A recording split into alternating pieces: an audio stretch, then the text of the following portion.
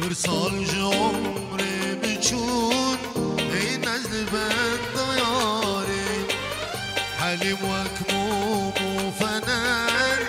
ماما وک شاغ داری فرسال عمری بچون ای نزد بند داری حلیم وک موم و فنر ماما وک شاغ داری